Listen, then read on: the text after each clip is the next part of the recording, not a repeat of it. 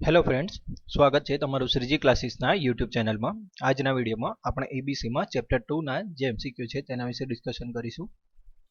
Question 1, wiring layout prepare on the basis of, એટલે કે wiring layout છે એ કોના આધારે તૈયાર કરવામાં આવે છે?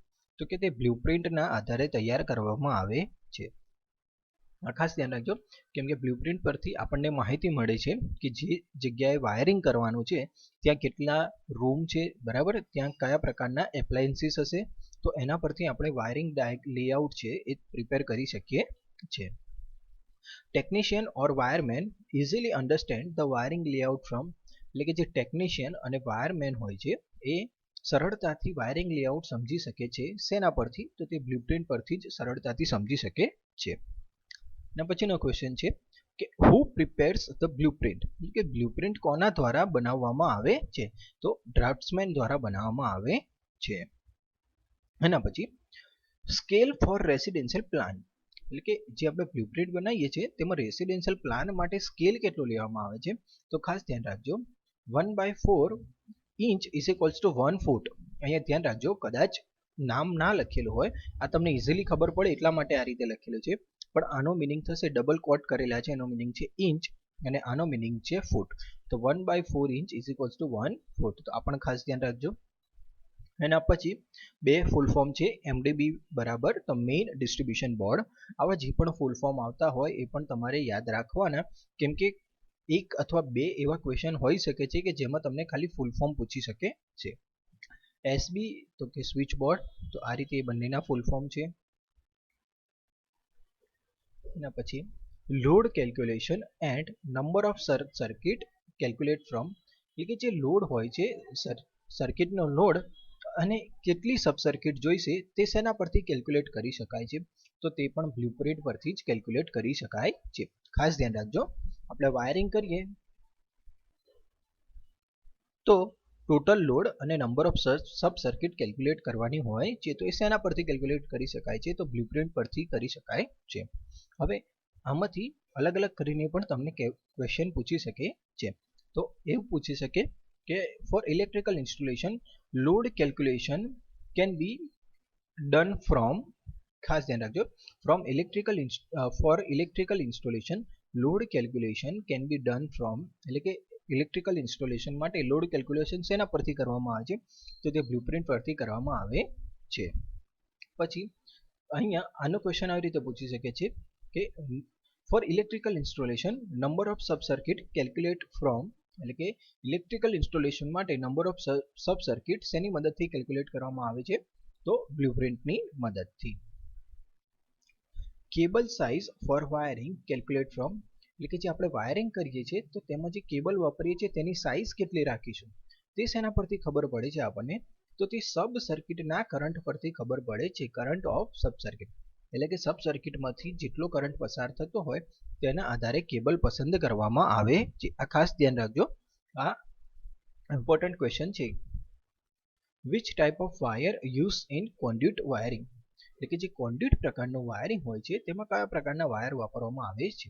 તો વીઆઈઆર વાયર, એટલે કે વલ્કેનાઇઝ્ડ રબર, અને પીવીસી, એટલે કે પોલીવિનાઇલ ક્લોરાઇડ, એટલે બેમાંથી કોઈ પણ વાપરવામાં આવે છે। હવે ઓપ્શનની વાત કરીએ તો કદાચ ત્રણ ઓપ્શન હશે, તો વીઆઈઆર, પીવીસી અને બોથ, તો આપણે શું કરીશું? બોથનો સિલેક્ટ કરીશું। કોન્ડ્યુટ વાયરિંગ ડન ઓન, જે કોન્ડ્યુટ વાયરિંગ છે એ શેના ઉપર કરવામાં આવે છે? તો તે દિવાલની ઉપર અથવા તો અંદરની તરફ કરવામાં આવે છે। આ પણ ખાસ ધ્યાન રાખજો કે જે કોન્ડ્યુટ વાયરિંગ છે એ દિવાલોની ઉપર અથવા અંદરની તરફ કરવામાં આવે છે। When length of conduit is more, which type of coupler is used? જ્યારે કોન્ડ્યુટની લંબાઈ વધારે હોય તો કયા પ્રકારના કપલર યુઝ કરવામાં આવે છે? તો ઇન્સ્પેક્શન કપલર યુઝ કરવામાં આવે છે। ખાસ ધ્યાન રાખજો કે જ્યારે કોન્ડ્યુટ છે એ કોન્ડ્યુટની લંબાઈ વધારે હોય તો કોન્ડ્યુટને જોઈન્ટ કરવા માટે શેનો ઉપયોગ થાય છે? તો ઇન્સ્પેક્શન કપલરનો ઉપયોગ થાય છે। કોન્ડ્યુટ પાઇપ્સ જોઈન્ટ બાય, તો સ્ક્રૂ કપલર, આ પણ ધ્યાન રાખજો, કોન્ડ્યુટ પાઇપ્સ એની મદદથી જોઈન્ટ કરી શકીએ છીએ? તો સ્ક્રૂ કપલરની મદદથી। મિનિમમ ઇન્ટરનલ ડાયામીટર ઓફ કોન્ડ્યુટ, હવે જે આપણે કોન્ડ્યુટ વાપરીશું તો કોન્ડ્યુટનો મિનિમમ ઇન્ટરનલ ડાયામીટર કેટલો રાખીશું, એટલે કે અંદરની તરફનો મિનિમમ ડાયામીટર કેટલો રાખવાનો ખાસ ધ્યાન રાખજો. તો તે રાખીશું outer diameter divided by 1.33. Equation છે, ખાસ ધ્યાન રાખજો કેમ કે આ પૂછાઈ શકે એવું છે, જે કોન્ડ્યુટના રિલેટેડ છે. એટલે કે સપોઝ કોઈ પાઇપ છે આપણી, તો પાઇપની અંદરની તરફનો ડાયામીટર આપણે કેટલો રાખીશું, તો એના માટેનું ઇક્વેશન છે કે outer diameter divided by 1.33, outer diameter ભાગ્યા 1.33. આ ખાસ ધ્યાન રાખજો, ઇન્ટરનલ ડાયામીટરનું ઇક્વેશન છે, બરાબર. કોઈ સપોઝ કોઈક જાડી પાઇપ હોય તો એની અંદરની તરફનો ડાયામીટર શોધવાનો છે આપણે. What is use to fix કોન્ડ્યુટ, એટલે કે જે કોન્ડ્યુટ હોય તેને ફિક્સ કરવા માટે શેનો ઉપયોગ થાય છે, તો હેવી ગેજ સેડલનો ઉપયોગ થાય છે. ખાસ ધ્યાન રાખજો, હેવી ગેજ સેડલનો ઉપયોગ થાય છે. હવે સેડલ્સ કેટલા ડિસ્ટન્સ પર રાખવામાં આવે છે, તો કોન્ડ્યુટ વાયરિંગમાં સેડલ્સ જે છે એ 1 મીટરના ડિસ્ટન્સે રાખવામાં આવ્યા હોય છે. ખાસ ધ્યાન રાખજો, એનું ડિસ્ટન્સ ખાસ યાદ રાખીશું કે 1 મીટરના ડિસ્ટન્સે રાખવામાં આવ્યા છે. અને વાયરિંગ પણ યાદ રાખજો, કોન્ડ્યુટ વાયરિંગ છે. When band, couplers or other accessory used, saddles are kept at distance. હવે ખાસ ધ્યાન રાખજો કે જ્યારે બેન્ડ, કપલર્સ અને બીજી એસેસરીઝ વાપરવામાં આવે ત્યારે બે સેડલ્સ વચ્ચેનું અંતર કેટલું રાખવાનું, તો ત્યારે 30 સેન્ટીમીટર રાખવાનું. જનરલી કેટલું રાખવામાં આવે છે, 1 મીટર, પણ જ્યારે આ બધી એસેસરીઝ તમે યુઝ કરો તો ડિસ્ટન્સ કેટલું રાખવાનું, 30 centimetre. When cable size is more, which method is used, એટલે કે જ્યારે કેબલની લંબાઈ વધારે હોય ત્યારે કયા પ્રકારની મેથડ વાપરવામાં આવે છે, તો કેબલ ટ્રેન્કિંગ વાપરવામાં આવે છે. ખાસ ધ્યાન રાખજો, કેબલ ટ્રેન્કિંગ વાપરવામાં આવે છે, કેબલ ટ્રંકિંગ વાપરવામાં આવે છે. કન્સીલ્ડ વાયરિંગ ડન બ્લેન્ક, એટલે કે જે કન્સીલ્ડ પ્રકારનું વાયરિંગ હોય છે એ ક્યાં કરવામાં આવે છે, તો તે દિવાલની અંદરની તરફ કરવામાં આવે છે. In concealed wiring distance between the two saddles, હા અહીંયા પણ ધ્યાન રાખીશું કે જે કન્સીલ્ડ પ્રકારનું વાયરિંગ છે તો બે સેડલ્સ વચ્ચેનું ડિસ્ટન્સ કેટલું છે, તો 60 સેન્ટીમીટર છે. આ ખાસ ધ્યાન રાખજો, કોન્ડ્યુટ માટે કેટલું હતું, 1 મીટર, અને કન્સીલ્ડ માટે કેટલું થયું, 60 centimetre. Which conduit system is widely use, ખાસ ધ્યાન રાખીશું, બે પ્રકારની છે, સ્ટીલ અને પીવીસી નું કમ્પેરિઝન કરેલું છે આ ક્વેશ્ચનમાં. તો કયા પ્રકારની કોન્ડ્યુટ સિસ્ટમ સૌથી વધારે વપરાય છે, તો પીવીસી. ઓપ્શન આના આવા છે, PVC, steel and none of. તો આપણે આન્સર સિલેક્ટ કરીશું PVC. Cost of which conduit system is less, એટલે કે કઈ કોન્ડ્યુટ સિસ્ટમની કોસ્ટ ઓછી છે, તો આ પણ ખાસ ધ્યાન રાખજો, આમાં પણ ઓપ્શન આવો જશે, પીવીસી, સ્ટીલ અને નન. તો ખાસ ધ્યાન રાખીશું, પીવીસી સિસ્ટમની કોસ્ટ ઓછી હોય છે. આ જ એમસીક્યુમાં હજુ એક એમસીક્યુ એડ કરી નાખજો કે cost of which conduit system is high, એટલે કે કયા કોન્ડ્યુટ સિસ્ટમની કોસ્ટ વધારે છે, તો સ્ટીલની કોસ્ટ વધારે મળશે. આ ખાસ ધ્યાન રાખજો, એક એમસીક્યુ તમારી રીતે અહીં બાજુમાં નોટ્સ કરી રાખજો. PVC does not provide protection against, એટલે કે જે પીવીસી વાપરીએ છીએ આપણે તો એ આપણને શેના અગેન્સ્ટ પ્રોટેક્શન નથી પ્રોવાઈડ કરી શકતું, તો તે આપણને ફાયર અગેન્સ્ટ એટલે કે આગની અગેન્સ્ટમાં પ્રોટેક્શન પ્રોવાઈડ કરી શકતું નથી. આ પણ ખાસ ધ્યાન રાખીશું. Which type of conduit system require less time for installation, કયા પ્રકારની કોન્ડ્યુટ સિસ્ટમને ઇન્સ્ટોલ કરવા માટે ઓછો ટાઈમ લાગે છે, તો ફરીથી આનો આન્સર આવશે પીવીસી. ઓપ્શન એ જ હશે, પીવીસી, સ્ટીલ અને બીજી કંઈક લખેલી હોય, કન્સિલ્ડ અથવા કોઈ પણ ટાઈપ આપેલું હોય, તો પીવીસી, સ્ટીલ અને નન એવું પણ કન્સિડર કરી શકીએ આપણે. તો પીવીસી જે સિસ્ટમ છે તેને ઇન્સ્ટોલ કરવા માટેનો ટાઈમ ઓછો લાગે છે. હવે બાજુમાં જે 25% લખ્યું છે એ ટાઈમ બતાવે છે, કદાચ તમને ટાઈમના બેસિસ પર ક્વેશ્ચન પૂછી શકે કે અહીંયા ક્વેશ્ચન આવો પૂછી શકે છે કે compare to steel કોન્ડ્યુટ system, PVC system requires blank,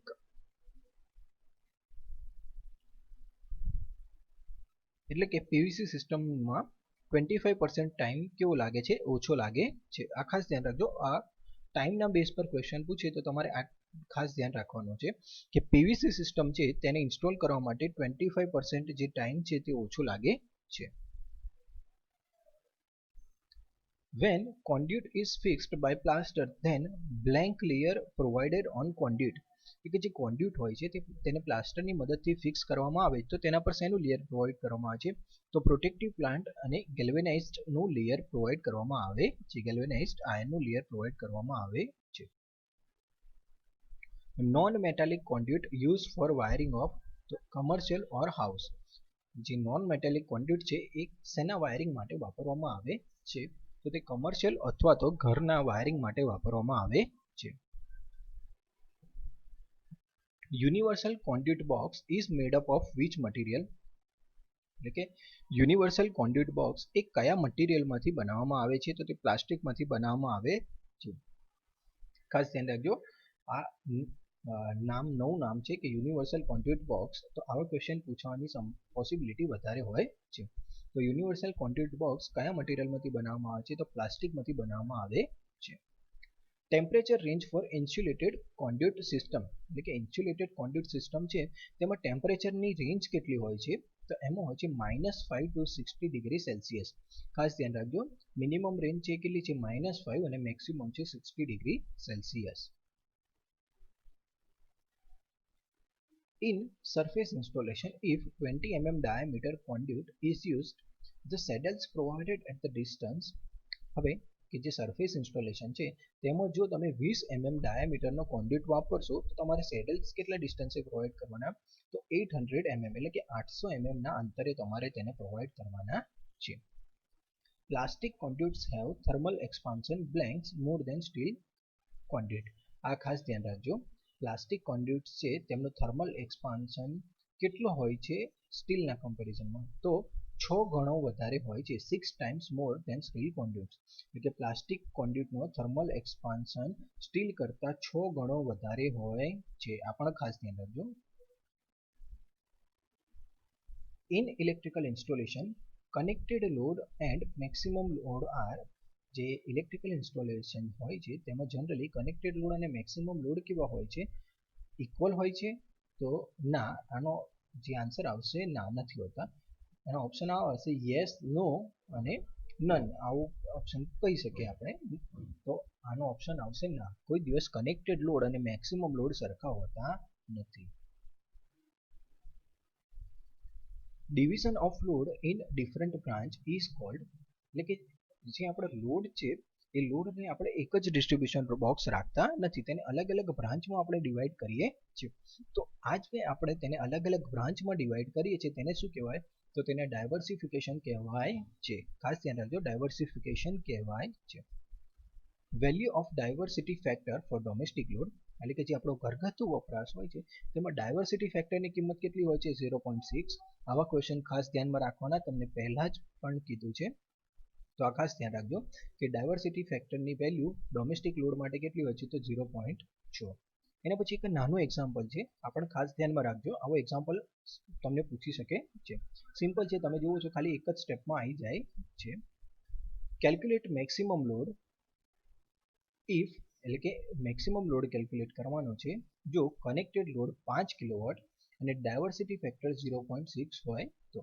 એટલે કે મેક્સિમમ લોડની ગણતરી કરવાની છે જ્યારે તમારો કનેક્ટેડ લોડ 5 કિલોવોટ હોય અને ડાયવર્સિટી ફેક્ટર 0.6 હોય ત્યારે.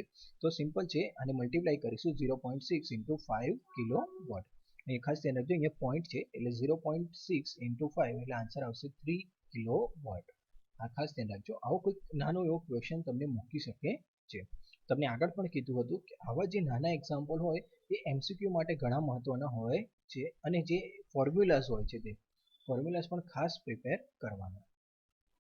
Total load calculate by considering. એટલે કે જે આપણે ઇલેક્ટ્રિકલ ઇન્સ્ટોલેશન હોય છે એમાં ટોટલ લોડ કઈ વસ્તુને ટોટલ લોડની ગણતરીમાં કઈ વસ્તુ ગણવામાં આવે છે કન્સિડર કરવામાં આવે છે તો તેમાં આઉટલેટ્સ ટાઈપ એટલે કે કયા પ્રકારના આઉટલેટ્સ છે અને નંબર ઓફ આઉટલેટ્સની મદદથી ગણવામાં આવે છે. In electrical installation number of sub circuit calculated from. ફરીથી કે ઇલેક્ટ્રિકલ ઇન્સ્ટોલેશનમાં જે નંબર ઓફ સબ સર્કિટ છે તમારે કેટલી સબ સર્કિટની જરૂરિયાત પડશે તે શેના પરથી કેલ્ક્યુલેટ કરવામાં આવે છે તો કે તે ટોટલ લોડ સૌથી પહેલા ટોટલ લોડ અને નંબર ઓફ પોઈન્ટ પરથી કેલ્ક્યુલેટ કરવામાં આવે છે. અહીં ખાસ ધ્યાન રાખજો અને ઓપ્શન આવી રીતે આપી શકે છે કે ટોટલ લોડ પછી બી પોઈન્ટ અને બોથ. તો આપણે આન્સર આવશે બોથ. સિમિલરલી આના પણ ઓપ્શન આવી જ રીતે હોઈ શકે કે outlet types, number of outlet અને બોથ. તો આપણે આન્સર સિલેક્ટ કરીશું બોથ.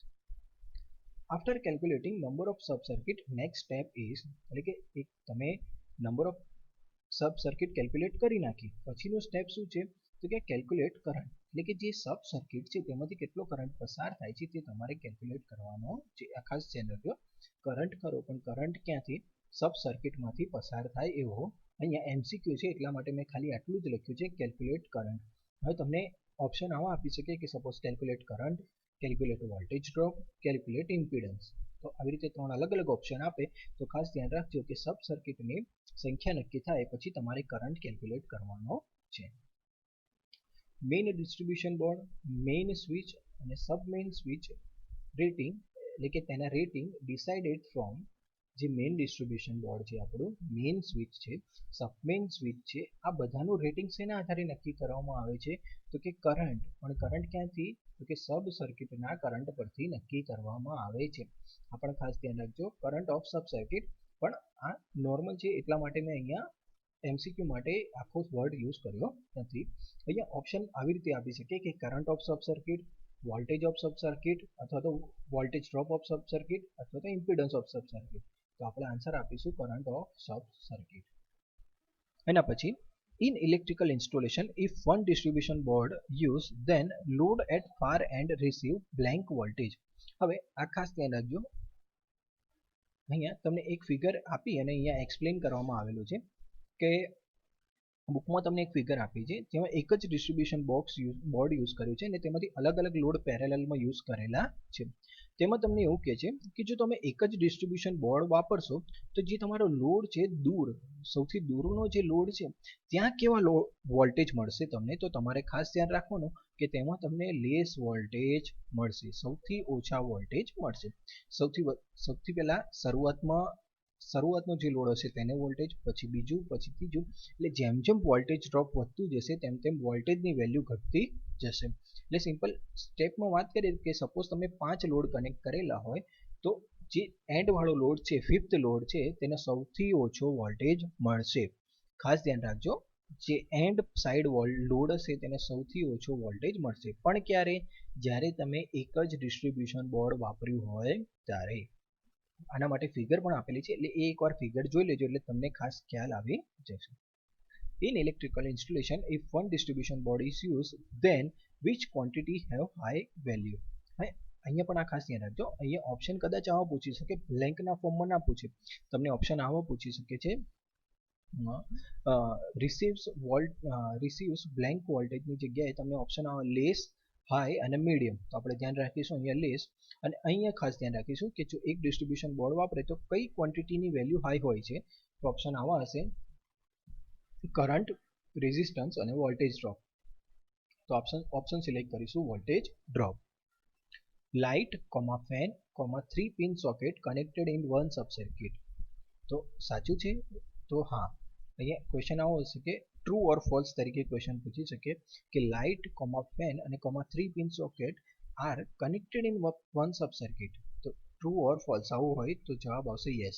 આમાં ઓપ્શન યસ, નો અને નન. તો ખાસ ધ્યાન રાખીશું યસ, કે જે લાઇટ છે, ફેન છે અને 3 પિન સોકેટ 5 એમ્પિયર. ખાસ ધ્યાન રાખજો 3 પિન સોકેટ પણ કયું 5 એમ્પિયર એક જ સબ સર્કિટમાં કનેક્ટ કરી શકાય છે. તો હા, કરી શકાય છે. Maximum number of point in one light and fan sub circuit, એટલે કે એક લાઇટ અને ફેન સબ સર્કિટમાં તમે મહત્તમ કેટલા પોઈન્ટ રાખી શકો છો, તો આપણે 10 પોઈન્ટ રાખી શકીએ છીએ. ફરીથી ધ્યાન રાખજો કે એક લાઇટ અને ફેન સબ સર્કિટની વાત કરીએ છીએ તો એક લાઇટ અને ફેન સબ સર્કિટમાં આપણે કેટલા મહત્તમ પોઈન્ટ રાખી શકીએ છીએ, તો આપણે મહત્તમ 10 પોઈન્ટ રાખી શકીએ છીએ, 10 થી વધારે રાખી શકતા નથી.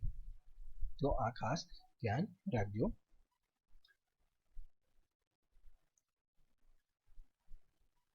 અને આગળ આપણે સ્વિચગેર અને પ્રોટેક્શન અને EBCના પણ વિડીયો અપલોડ્સ કરેલા છે, ખાસ તો એ પણ જોઈ લેવા. અને આગળના વિડીયોઝમાં બધા જ તમારા જે સબ્જેક્ટ છે બાકીના સબ્જેક્ટના પણ વિડીયો અપલોડ કરવામાં આવશે, કવર કરી લેવામાં આવશે. Thank you.